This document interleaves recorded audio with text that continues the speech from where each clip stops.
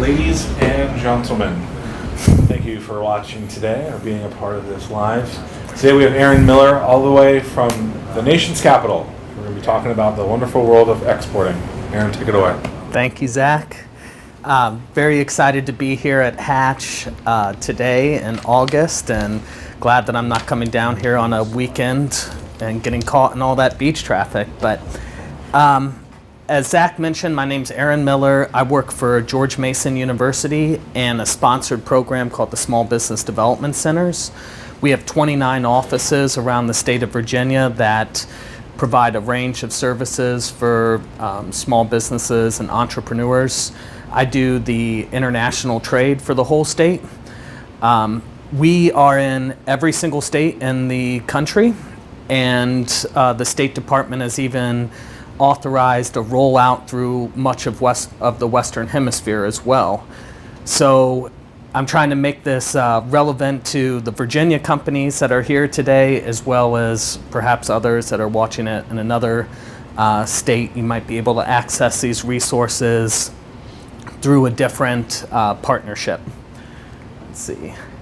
Some of the things that I'm going to cover today are why you should export, assessing your export readiness, taking a look at who are your resource partners in the state of Virginia and nationwide, the role that the SBDC can play both in helping you figure out all of these different partners together, as well as some research that we do, and then finally just some kind of off-the-shelf materials that you can use and peruse at your convenience. So why export? If you're watching this, you probably already have an idea of why you're trying to go overseas, but I always like to start off these presentations with a reminder about why you should be thinking international, and it's particularly useful during an 18-month sales cycle that hasn't produced your first sales in a new market. The U.S. Commercial Service says that it on average it takes about 18 months to break into a new market from starting at zero. Of course, some companies are able to cut down that time quite a bit. Others are going to find it to be about right for them. So some of the things that I talk to companies about are the higher sales and profits. This is particularly true if you have a product. Made in the USA seems to carry a lot of credibility in emerging markets. We have a reputation for quality and for typically being some of the best made manufactured goods in the world. It's not necessarily always as true if you're a service company. So for services, you might find that you need to work with the customer on the margins in order to be competitive in that market. Just really depends on that. Some other reasons, of course, that you have markets internationally that are growing faster than the U.S. You can also learn a lot from your foreign competition, understanding what the market demand is there, how are customers engaging in different markets, and see what your competition is doing. In Virginia, there's a lot of emphasis on diversifying. That's probably because almost a third of Virginia economy is associated with government contracting. So there's been a lot of a push to help Virginia-based companies to diversify through international markets. It's also a good way to extend the product's life cycle or even go down in terms of your service delivery. You might be somebody who in the US provides some high-end services, very sophisticated. And you might find that in foreign markets, what was maybe popular or in demand 3 or 4 years ago is just now starting to pick up. So I tell a story of a company not far from here who does a lot of seaburn work for the Defense Department. So how do you respond to a chemical, biological, nuclear attack? What is your preparedness? And they do a lot of OSHA style training for foreign countries. So they're looking at, they came trying to sell all of their sophisticated delivery, and what they found was that really they need training on why it's important to wear a helmet when you're on the 50th floor of a new build. So understanding that there might be opportunities that aren't as far up on the value chain that you're used to in the US can create an opportunity for you internationally. Another reason to export sometimes is just to develop your brand globally. Virginia wine is becoming more and more popular, at least for folks here in the Commonwealth. Our wineries do not have mature grapes, and we cannot produce it in the volume to really be competitive as an exporter. But a lot of Virginia wineries are saying, we want to at least have a presence at this wine show, this international wine show. So we're going to make a limited supply available so that we can market ourselves as having that global presence. So these are all different reasons why you should consider exporting, consider exploring international markets. But really it's about understanding whether or not you're ready. So I look for different things in the companies that I work with. I will, of course, meet with anybody to talk to them, but if I'm going to invest some serious time working with a client, I kind of go through a quick checklist and ask that the company do the same. So I look at these 4 conditions as to whether or not they're going to be ready to really explore international markets. So the first one is management commitment. And so I'm looking for, from a company, do they have somebody who is dedicated to international? Are they spending 20% of their time? That's a figure that some organizations use. Is there one person spending at least 20% of their time pursuing international markets? Is there financial and personnel resources behind this initiative?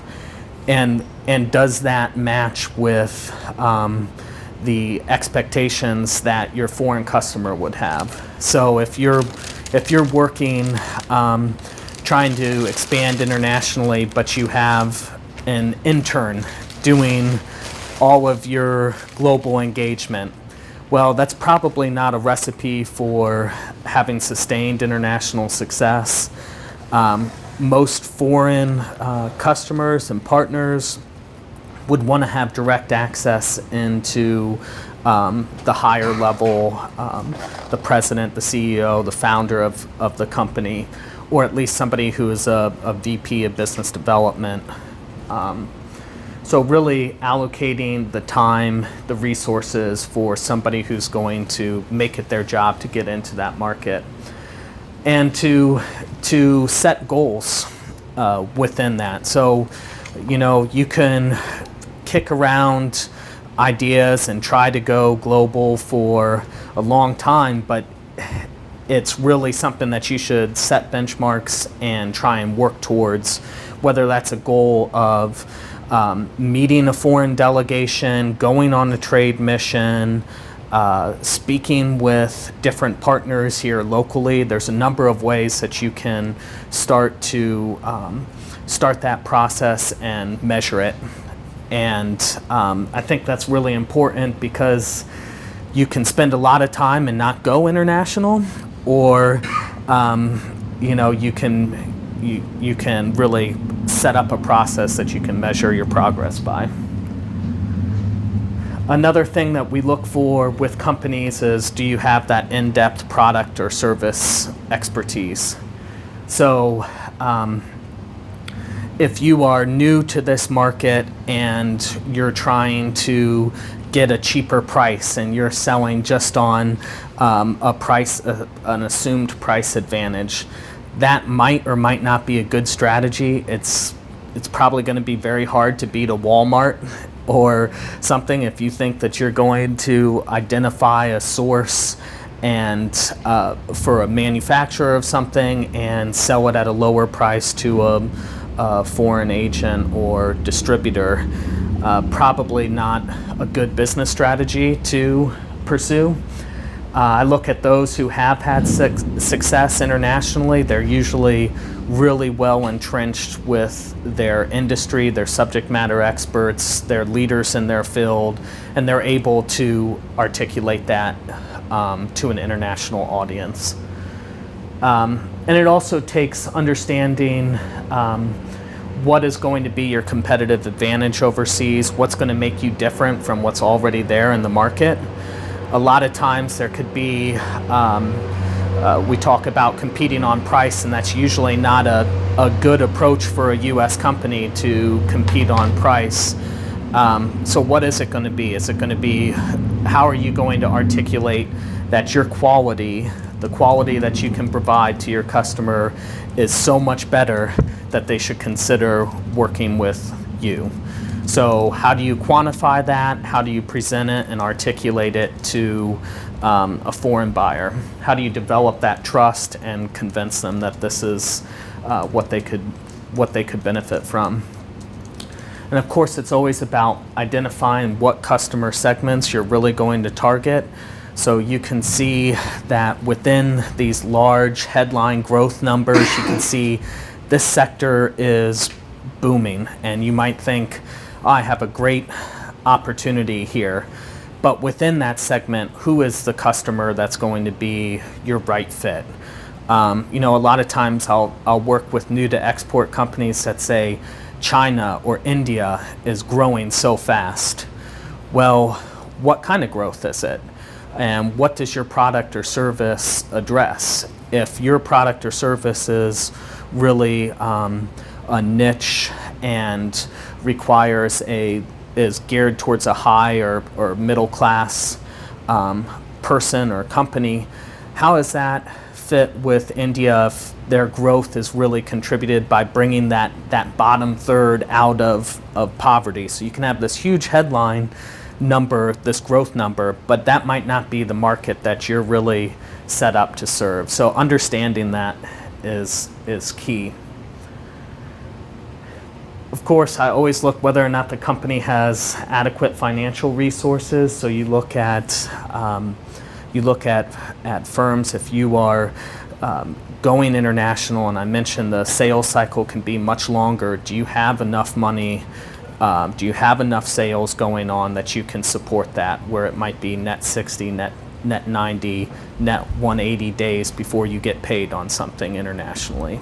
So you have to be ready for that.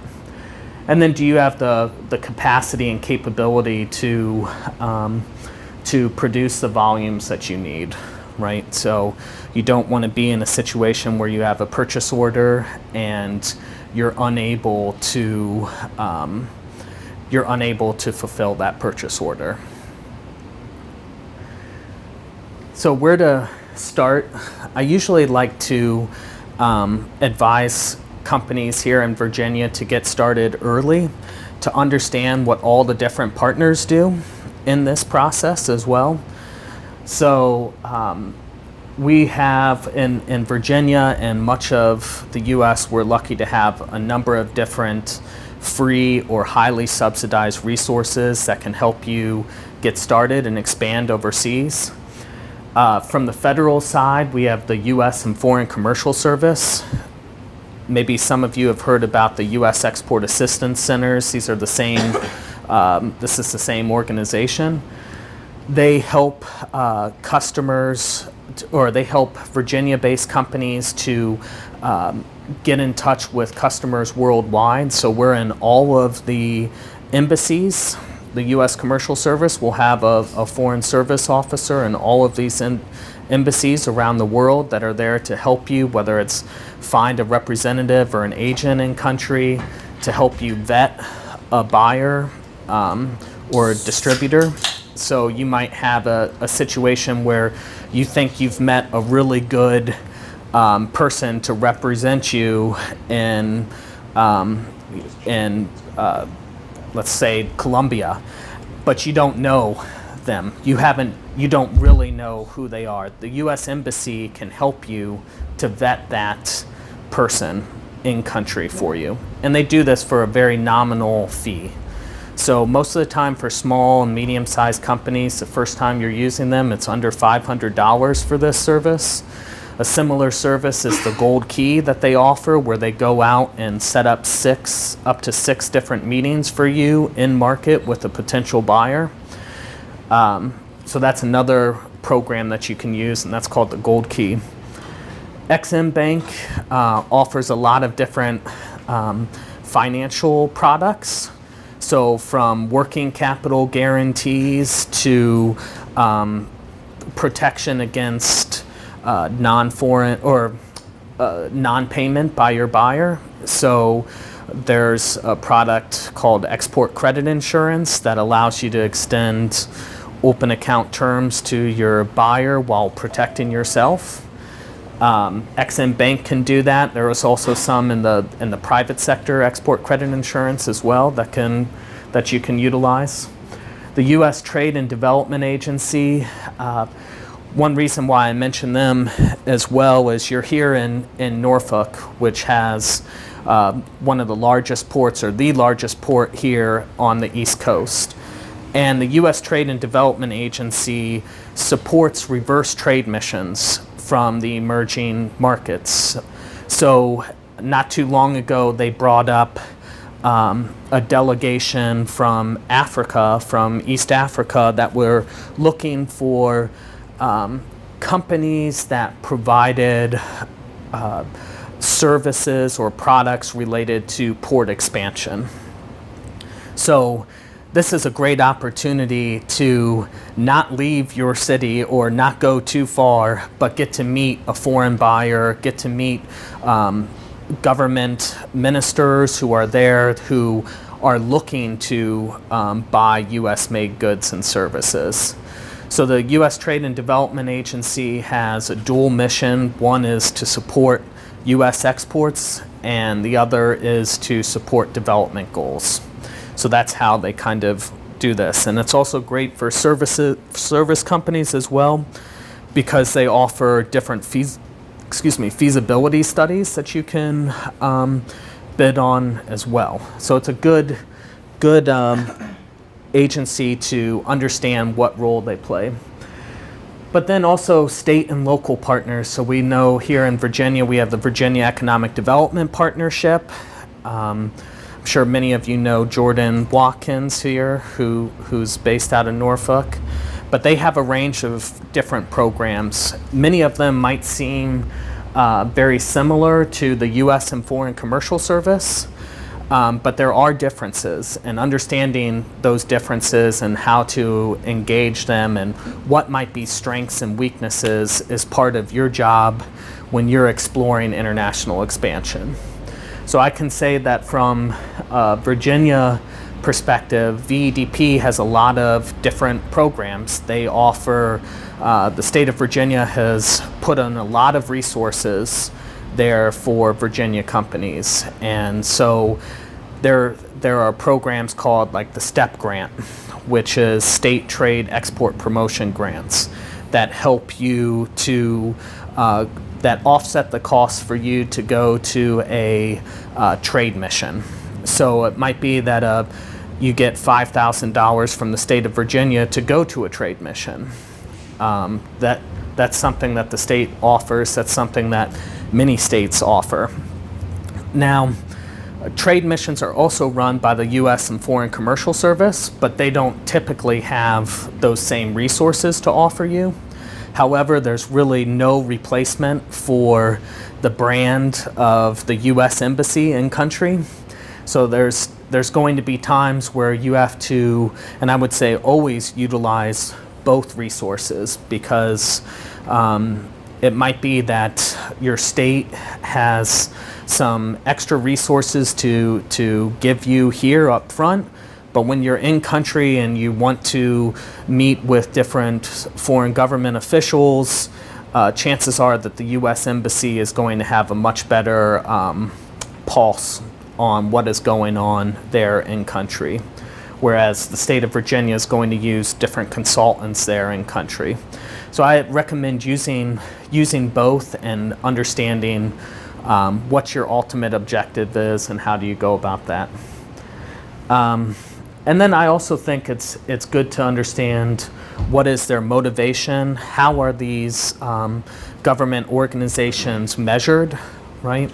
So it's not just trade missions, it's not just gold keys, it's about getting you distributors, making sure that your success is attributable to their actions and their services.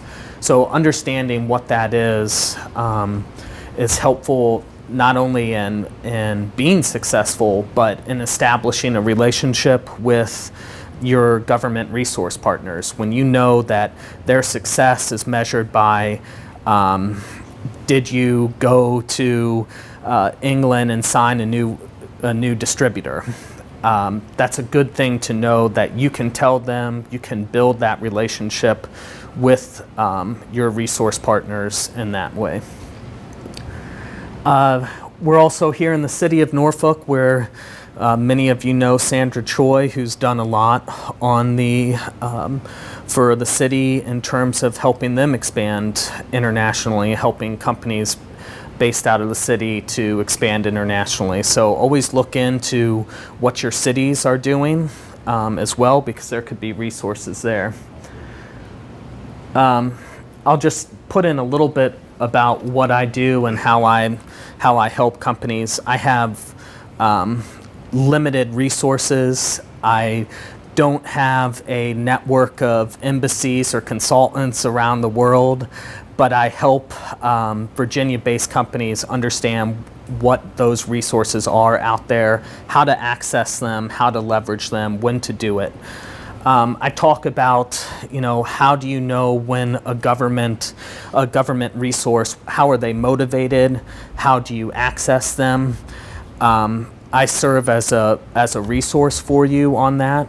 And sometimes I think that understanding how all the different pieces work and fit together is something that I play that role here in Virginia. So, a U.S. commercial service or a VEDP, they might really want to just talk to you about a trade mission.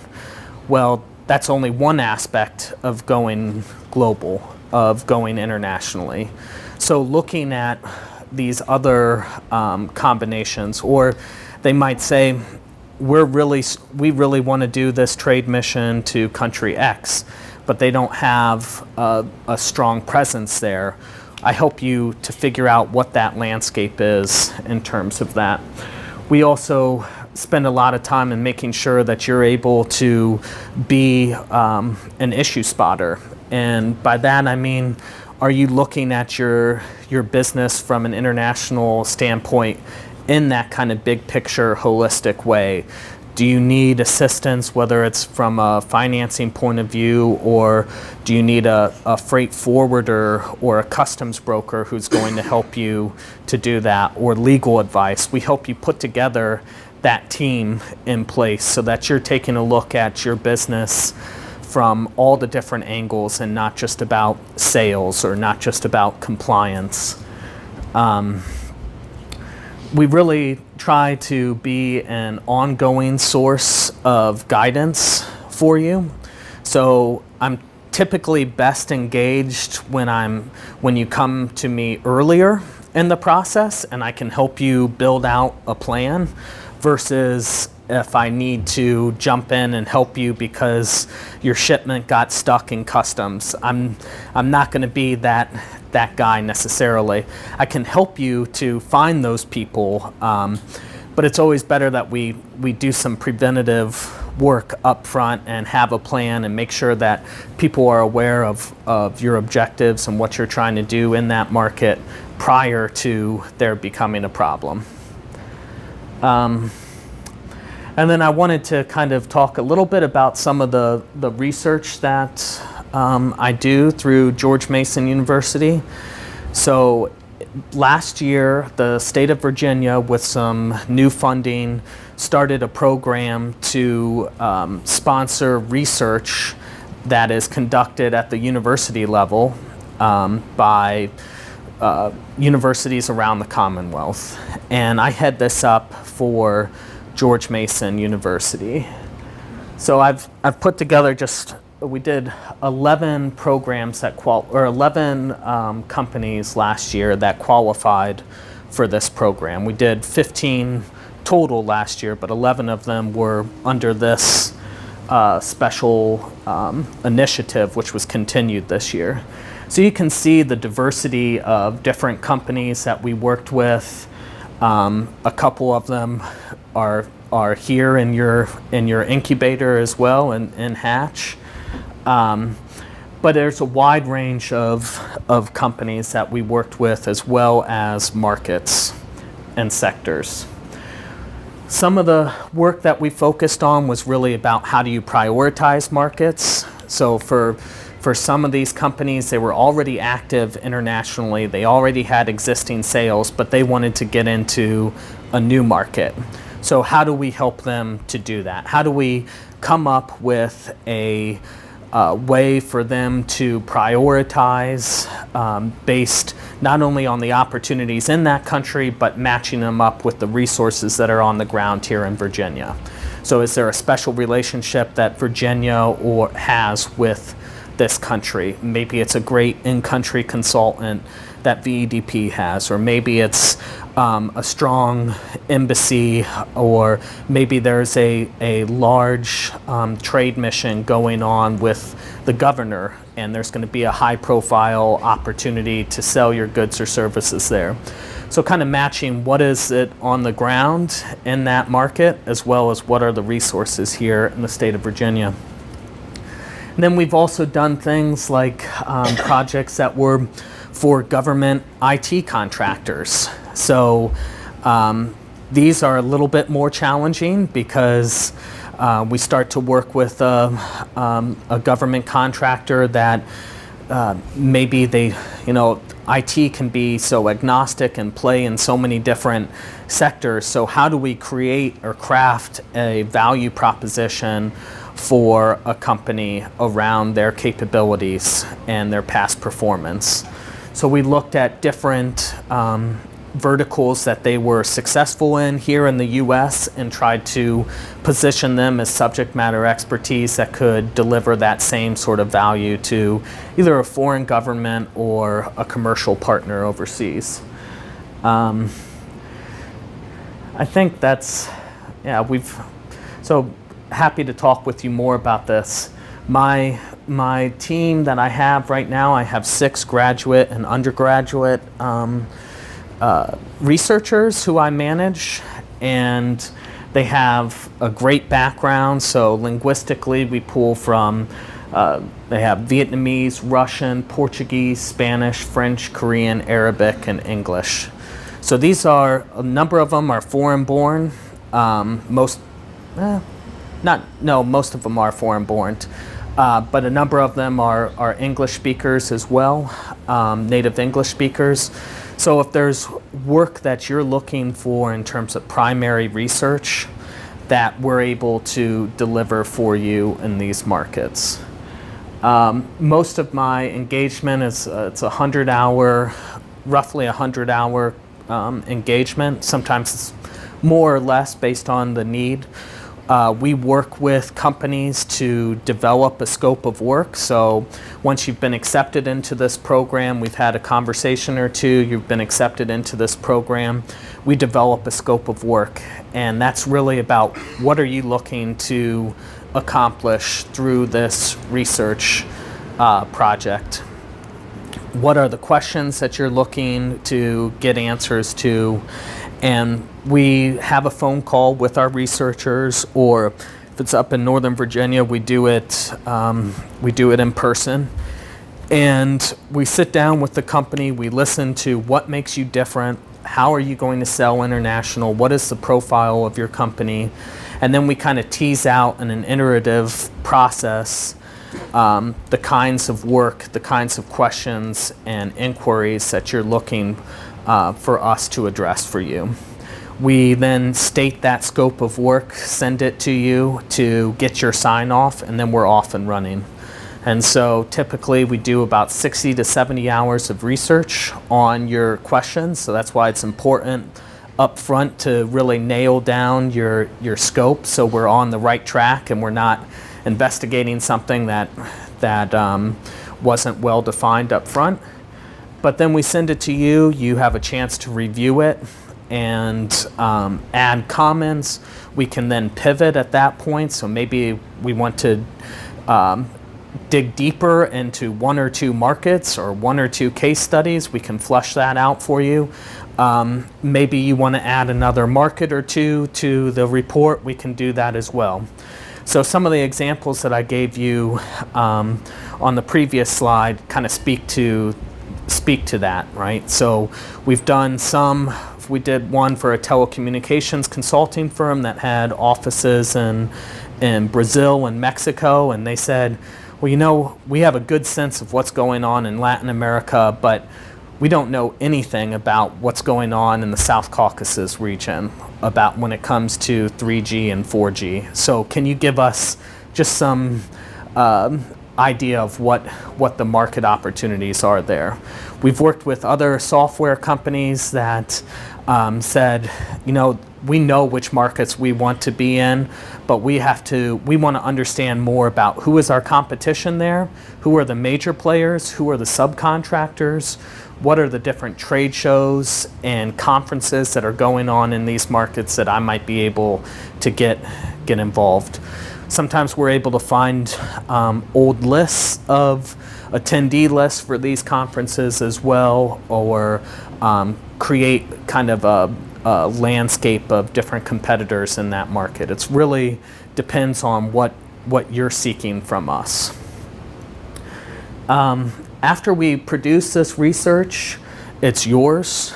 It's yours and it's George Mason's, but everything is confidential in this process, so it's not like we share the information with others.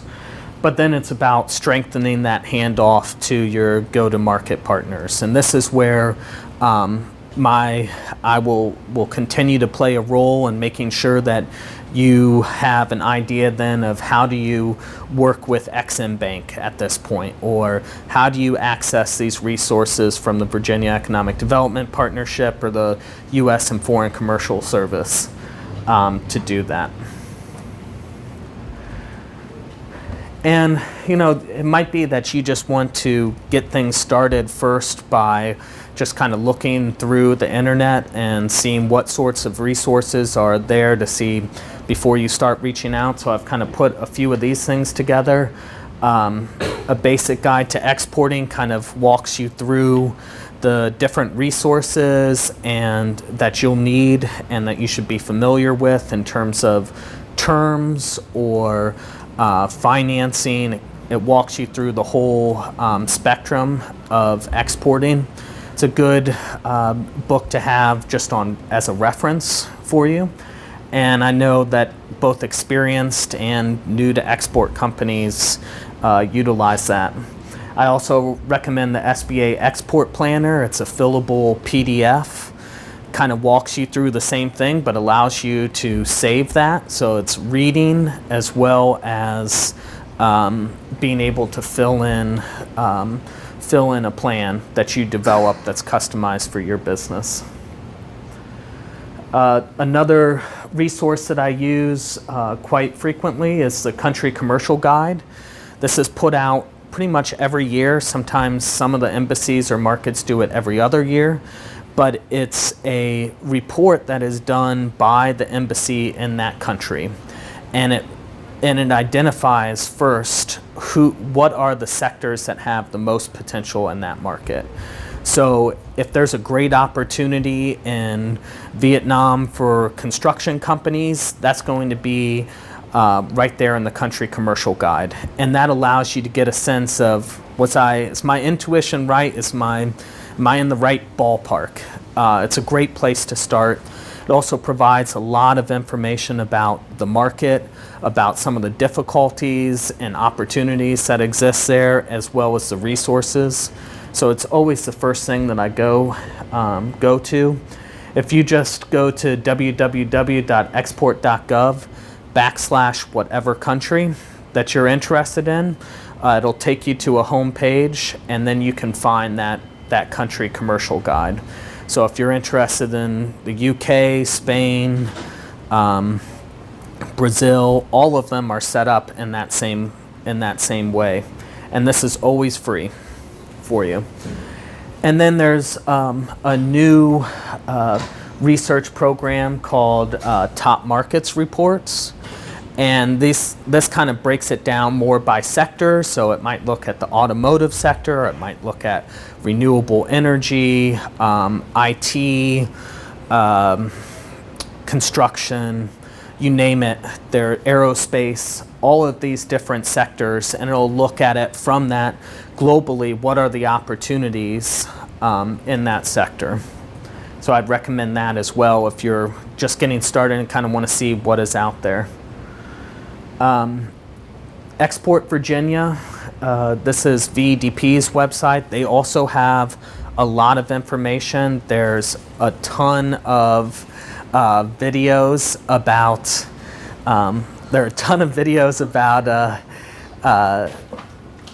how to export, and as well as things that you should know. So there's interviews with different lawyers, with freight forwarders, with experts. There's also some reading as well if you'd prefer to do that. And another thing that I always recommend is an exporting services guide. So this is for service-based companies. It's always a little bit more of a challenge to export a service than a product. You just have to really sell yourself, your expertise, your credibility. So this is a guide that is made for service companies that are trying to sell internationally. So I always recommend that as something to kind of get the juices flowing, get you thinking about how you might position your company in international markets. Other research that exists, the World Bank Doing Business reports are very popular. So if you Google any country in the World Bank Doing Business report, you'll see how many days does it take to set up a business in that country. How many steps are there? How many different agencies do you have to talk to? It creates an index that allows you to see whether or not that might be a good country or good market for you. It's not going to give you, it's going to give you more of a high level understanding of it. But if you see that it takes 77 days to start a company in Nigeria, then you might want to not look at Nigeria as the first market overseas for you. So it's a good way to kind of get a sense of, is this going to be a very challenging market for me, or is this going to be not too onerous to get started? I list some other things, like there's other state resources as well. So I look at Minnesota or Georgia or North Carolina. So you might find that they have a report that they do that's very beneficial to you. So don't only look at Virginia, even though Virginia has the resources that you can most readily access. You might find that there's additional resources through other states or country reports. So I found some good research that the Canadian government has done on third country markets. So maybe the Canadian government has a more detailed and thorough research of Brazil than the U.S. does. You never know. So I think it's good to kind of think like that as well, to see if there's other resources out there. Then I just list some others that you might want to also check. At the end of the day, Exporting is a contact sport. There is a human element to it. You need to network, go to different meetings, meet people, foreign companies that are coming through here to the U.S., and go and visit other countries, other markets, to get a sense of what the opportunities are. There's only so much research that can be done. Hopefully the research that is that you're able to accomplish online and through the resource partners here creates some actionable intelligence for you. But at the end of the day, it's going to be, did you get on that plane? Did you meet that customer? Do you understand what is really going on in that country, and establishing a relationship with potential buyers or distributors in country?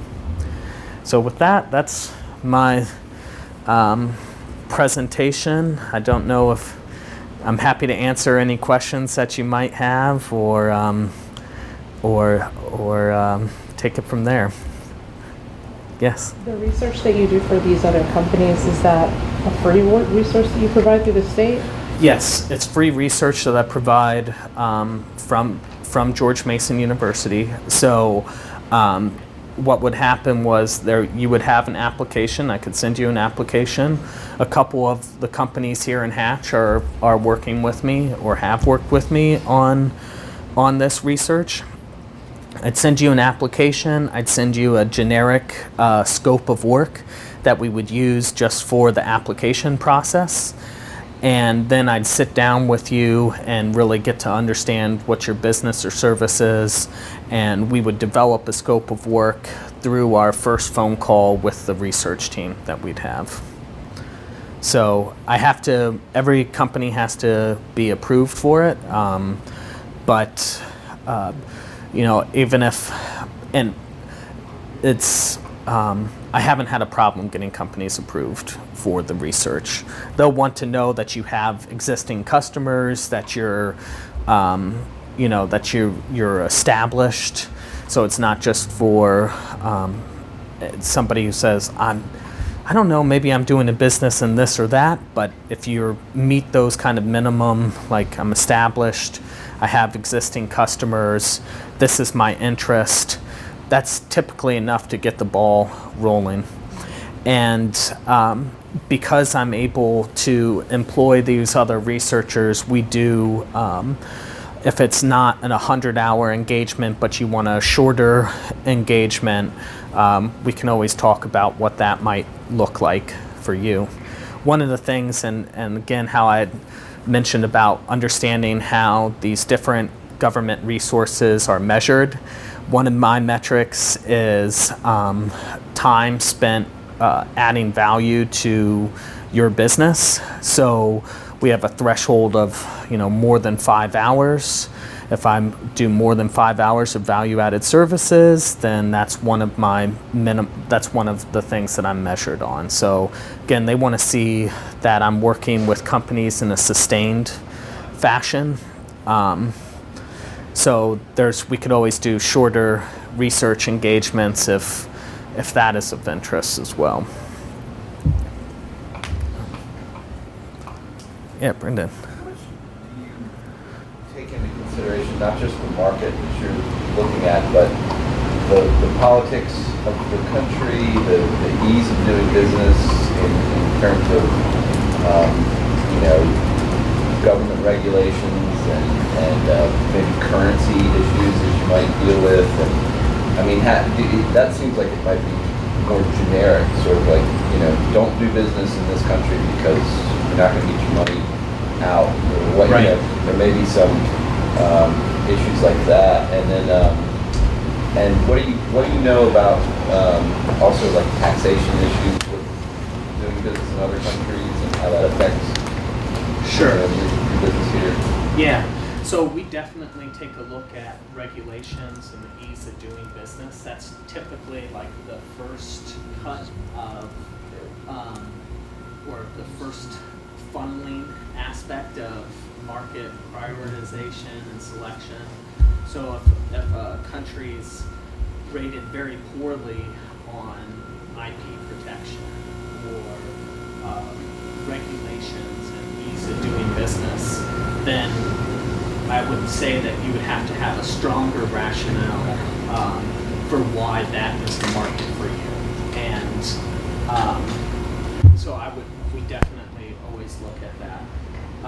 Taxation is certainly something that we would look at in terms of that. Is it really expensive to do business in that market? Did that totally destroy your margins because you're paying such a high rate of tax there?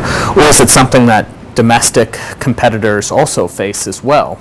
So how does that change what the market looks like for you? We look at that as well in terms of how do you prioritize and look at these different markets. And do you find that most businesses that are exporting services and things like that to other countries, do they usually set up contracts in dollars or the currency of the country that you're working in? It's usually in dollars, and that's what I recommend that every small, medium-sized business, that's especially if you're new to export, sell in dollars. Make sure the contract is in dollars. Yeah, it's just eliminates one more level of complexity. There are resources out there, and bankers typically have somebody who serves that purpose that can help you when it comes to hedging in a different currency, but that's something where I would help to put that team and resource in front of you if you wanted to pursue that. But most of the time you're going to want to sell in US dollars. It's just easier, and then put that burden on your client overseas.